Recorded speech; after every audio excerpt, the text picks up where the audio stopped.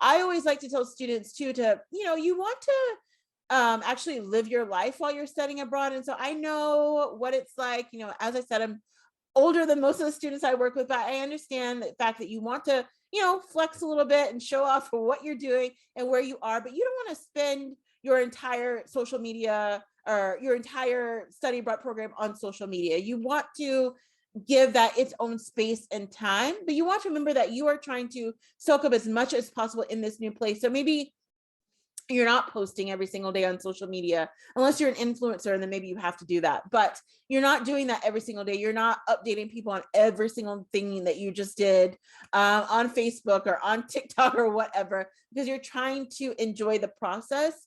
However, it's like you want to find that balance between staying connected with people and being able to showcase what you're doing because you're proud of what you're doing, but also actually living your life and trying to absorb some of these new opportunities.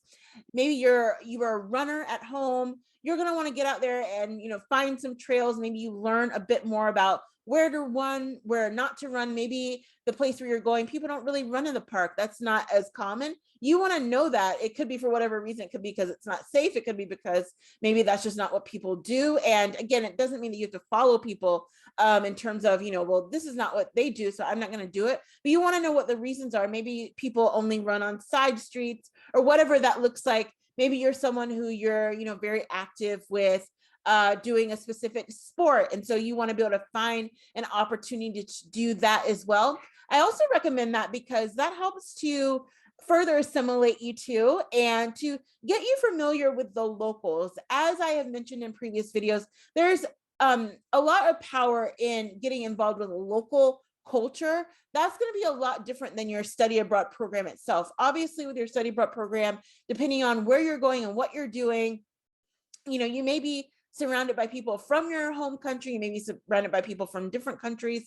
That doesn't really matter as much, but getting involved in the local culture is so much fun because it's sort of like a path untaken. And I think that this is another thing that a lot of study abroad students don't really take advantage of is, outside of just, yeah, they may meet local people at the bar or whatever, but it's like if you actually, sit in on a local, let's say you're a pottery person and you take a weekly pottery class, you're going to be meeting people that are locally from the area. They're not students usually. They're not, just kind of there for a minute. They live there. And so you get to actually meet them, immerse yourself a bit more with them.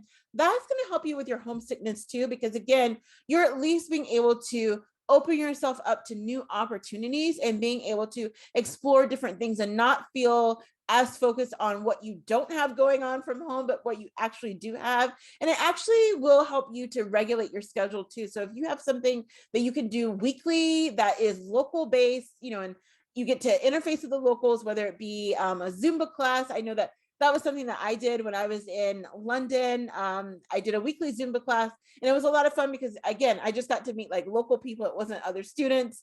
And it was just a great opportunity. But whatever that is and whatever that looks like for you, give yourself the space to do that. And also whatever you just enjoy. So maybe you're someone who just enjoys reading. There's nothing wrong with that. But maybe every single week you go to a different place, a different spot throughout the city, or maybe you hop on a train somewhere and you read from point A to point B. Things like that are going to help you with your homesickness, help you to navigate a bit more, help you to feel a little bit more normalized. And also, most importantly, if you're going through physical homesickness, it's going to help to regulate your schedule, regulate your body so that you get used to your routine during your semester away.